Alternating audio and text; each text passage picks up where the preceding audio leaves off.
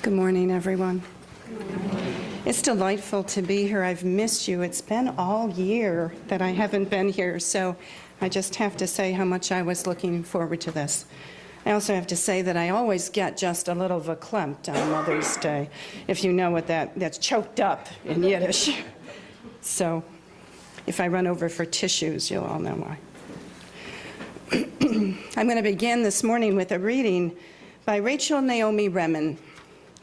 The name of the reading is called Blessing, and it's from a book called My Grandfather's Blessings.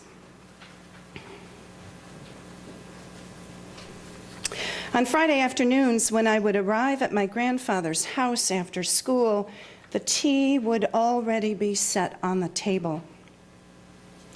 My grandfather had his own way of serving tea. There were no teacups or saucers or bowls of granulated sugar or honey. Instead, he would pour the tea directly from the silver samovar into a drinking glass. There had to be a teaspoon in the glass first, otherwise the glass being thin might break. And my grandfather, he didn't drink his tea in the same way that the parents of my friends did either. He would put a cube of sugar in his teeth and drink his hot tea straight from a glass.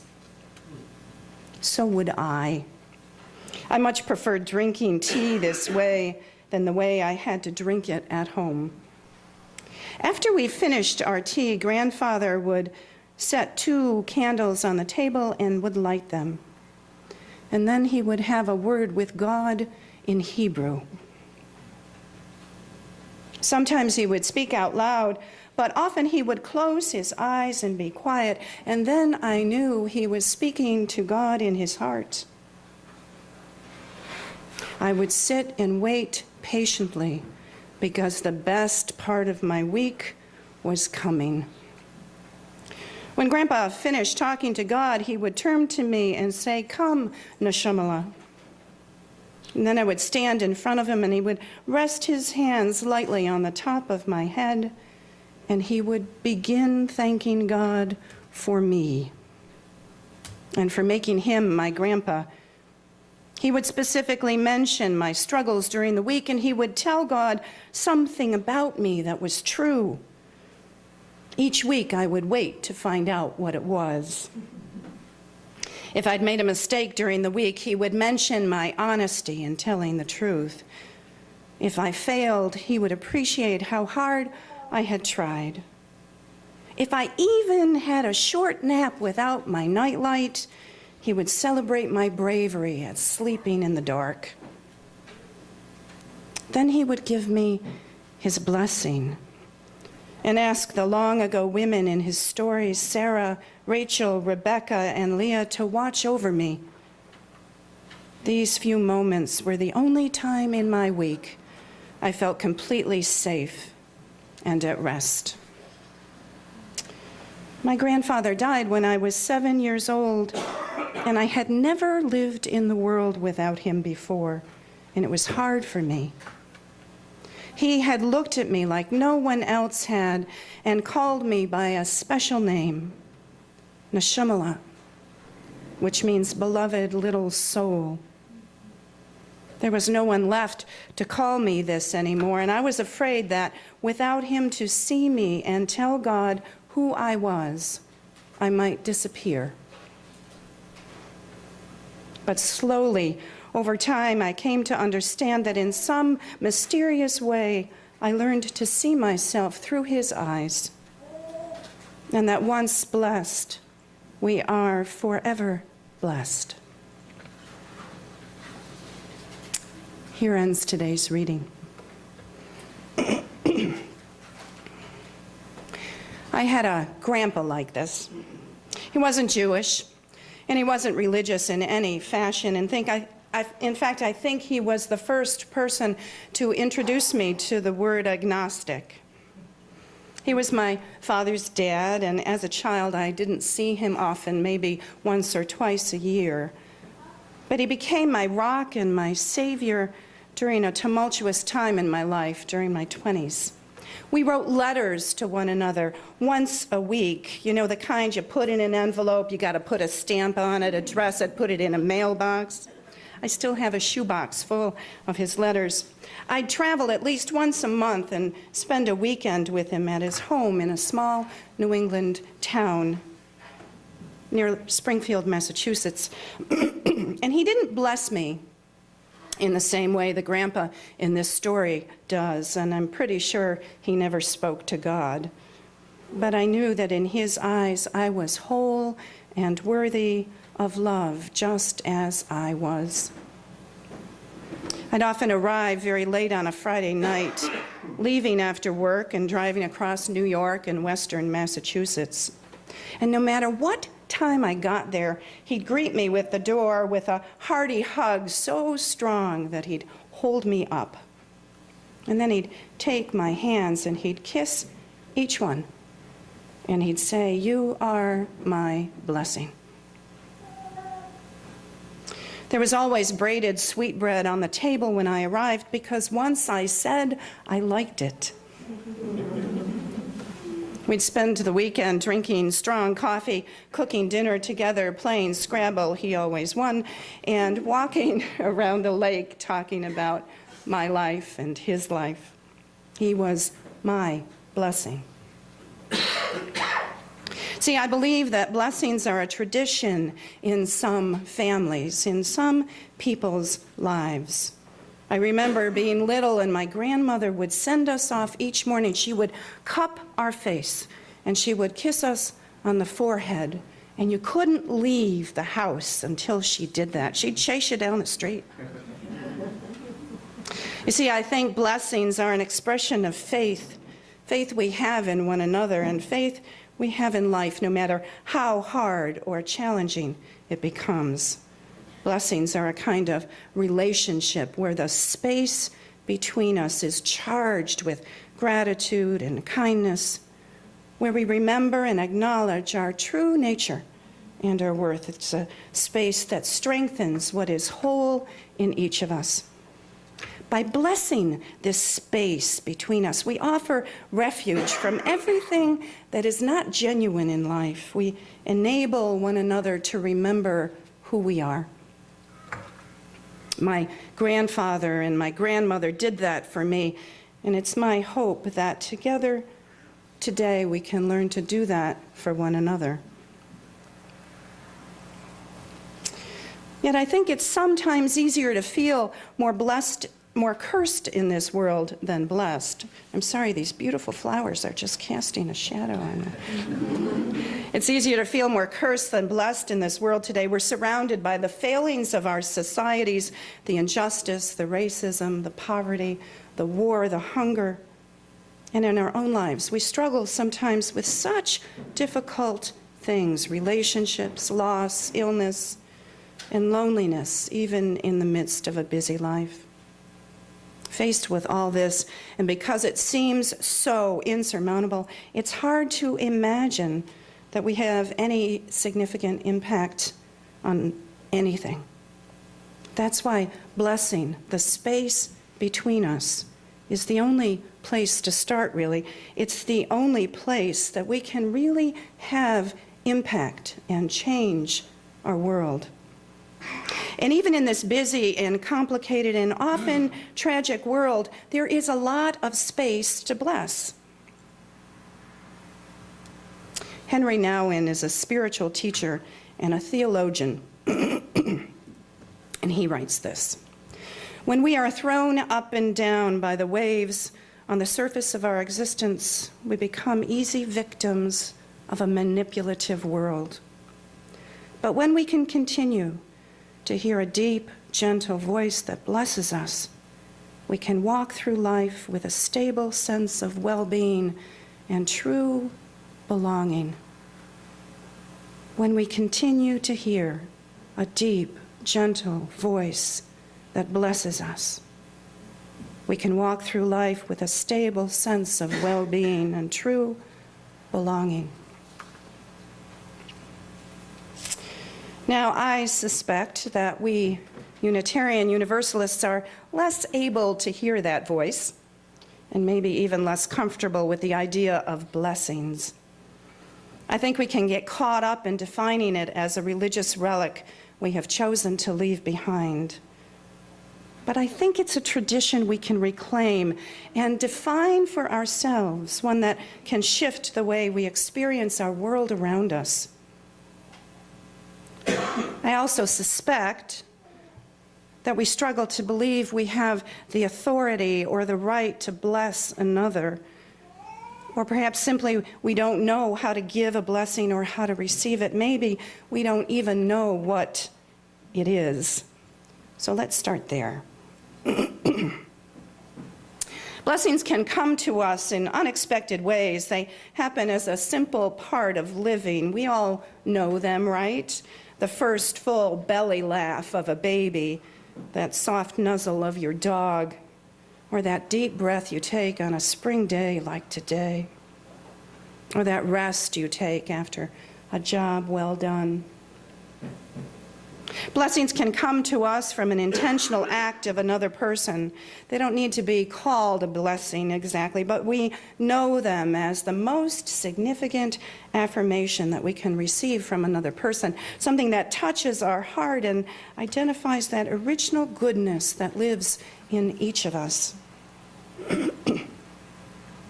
Now, in order to receive a blessing, the first thing we need to do is actually notice it. And in order to notice it, we need to be present, that ability to stand still for a moment and experience what is around us. We need to pay attention and allow that goodness to flow over us like a warm shower.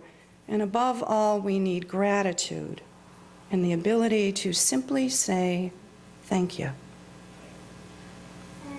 I know it's hard to be present in life. I think sometimes we're afraid that if we stand still, we might get caught up in missing what we don't have in our life.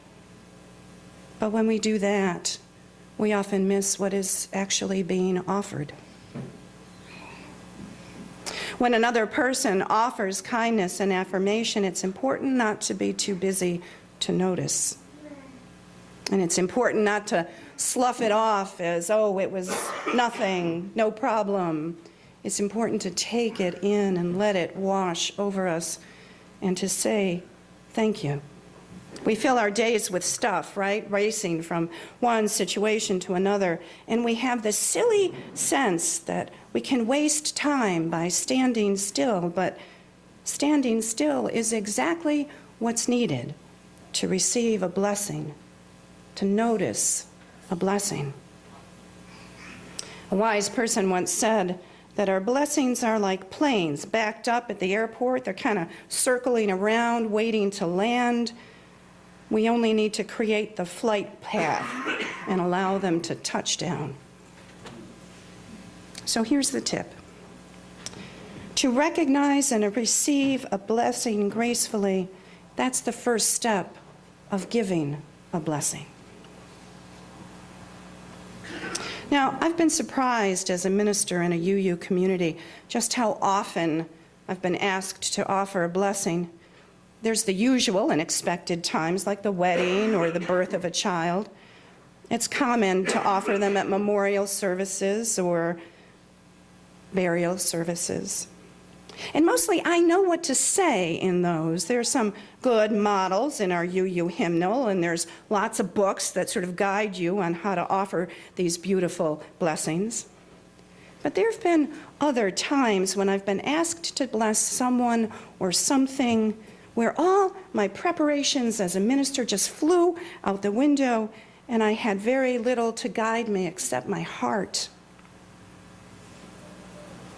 One afternoon, an older member of our congregation, who's gone now, invited me to his home. His daughter was there too, and on the spot, he asked me to bless their conversation because he was going to tell her that he was gay and he needed her forgiveness for keeping the secret for so long. I didn't know what to say. Perhaps the hardest blessing I was asked to confer was for a child waiting for an organ donor. He was a small boy, not yet 5, and he was perhaps too sick to even get the transplant if it came. Can you bless him before you leave tonight? His parents asked me. I didn't know what to say. But a minister is supposed to bless the world, so I said all I knew in the moment. Now I lay me down to sleep. I pray the Lord my soul to keep, and if I die before I wake, I pray the Lord my soul to take.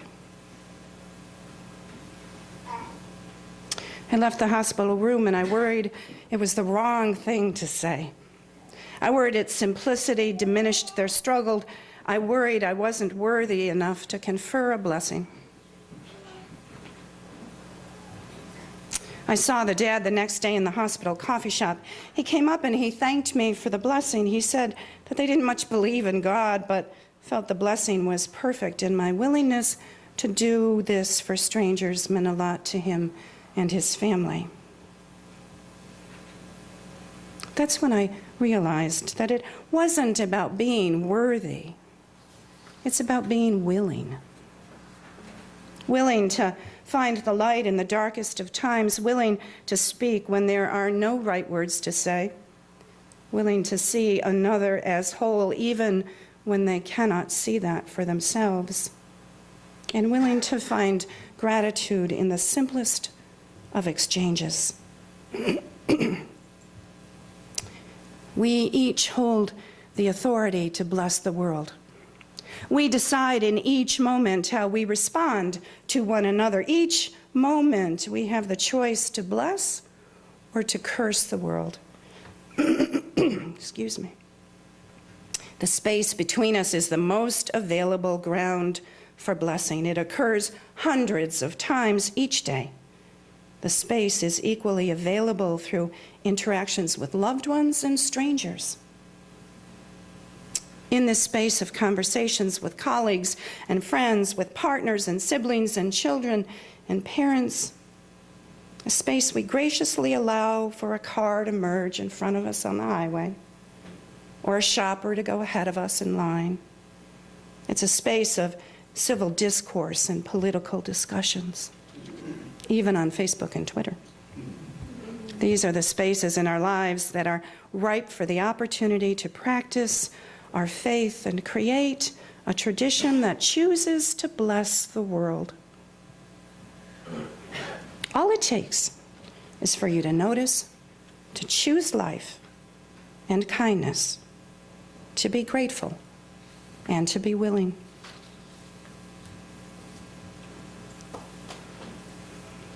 Now, what I'm about to tell you really happened.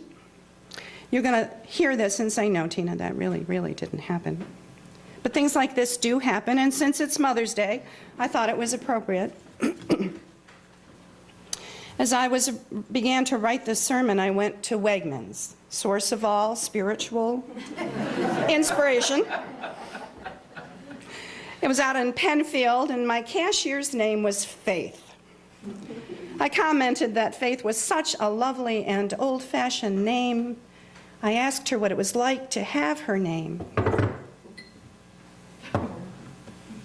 Okay, the mother in me says I should really wipe this up. She said a lot of people ask her this, and she's not particularly religious anymore, but her mother is. And her mother named her 2 younger sisters Hope and Charity. But she saw her name as a blessing, she said. It was a reminder that people are basically good, and that faith in humanity was the only true answer to our troubles. I enjoyed our conversation. I felt blessed by the brief space that we shared together. And then later in the week, I went to Wegmans over at East Avenue near the downtown church. I got into the checkout line with my raspberries and chocolate, and the cashier and I laughed and chatted a bit about what it was like to survive a busy work week. She brushed her hair back, and I saw her name tag, and it was Blessing. I told her I was writing a sermon about blessings and asked her what it was like to have her name. She said this: "I never doubted that I was loved or that I was special. Imagine if your mother named you Blessing." Then she said, "Tell the people at your church that everyone is a blessing, and then teach them to bless one another." "I will," I said, "and thank you." So in honor of faith and blessing, we're going to bless one another right now. I want you to relax, take a deep breath. This isn't hard. I'm going to give you a little bit of instruction. I want you to silently face one another, find a partner or two, and connect with them. Now make sure there is no one left out here. So if there's someone sitting alone, make sure you invite them in. You can have a group of 2, a group of 3.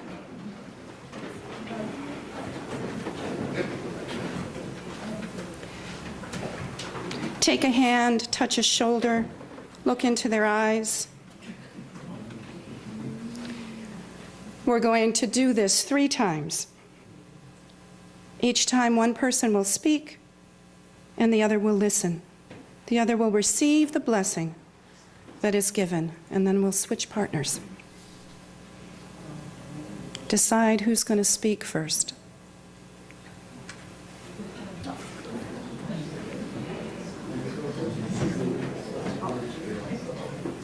And now repeat after me.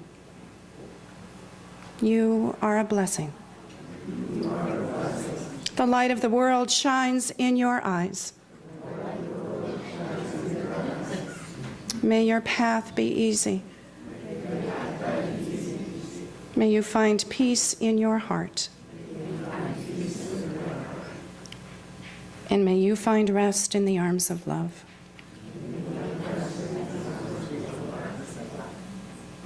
And again, for your next partner. You are a blessing. The light of the world shines in your eyes. May your path be easy. May you find peace in your heart. And may you find rest in the arms of love. And one last time for any groups of 3.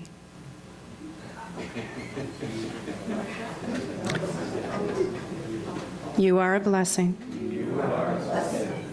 The light of the world shines in your eyes. May your path be easy. May you find peace in your heart. And may you find rest in the arms of love.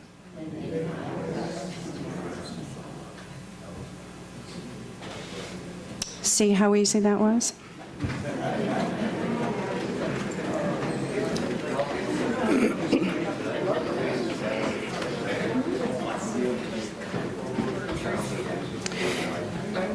You have been blessed. And as the story tells us, once blessed, forever blessed. Now go out and accept all your blessings. Allow those circling around you to land and fill your heart. Let them remind you who you are. And whenever possible, choose to bless the space between us. May it be so. Happy Mother's Day. Happy Mother's Day to you. Amen.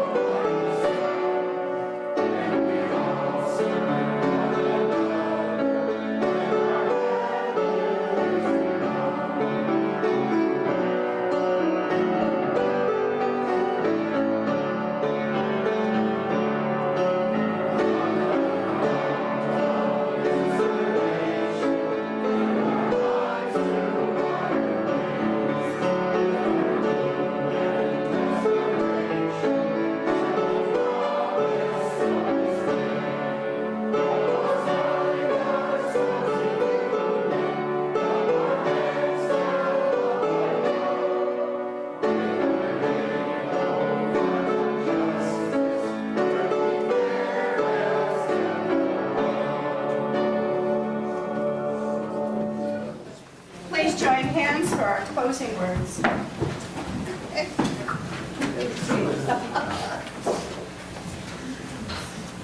We extinguish this flame, but not the light of truth, the warmth of community, or the fire of commitment.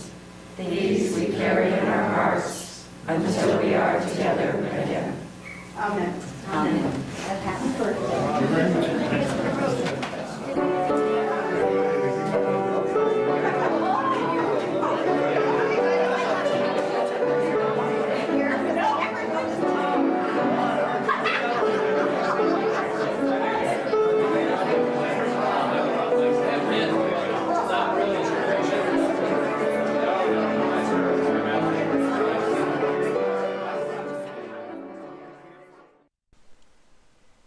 Join us for worship every Sunday at 10 a.m.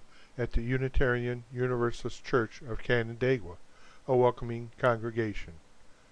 We are located at 3024 Cooley Road, 4 miles west of South Main Street, Canandaigua, just north of the intersection with Routes 5 and 20. Look for the blue signs just before the turn. Your comments about this program or questions about the church are welcome at 585-396-1370 or at our website, www.canandaiguauu.org. Producer and editor, Daniel Brigham.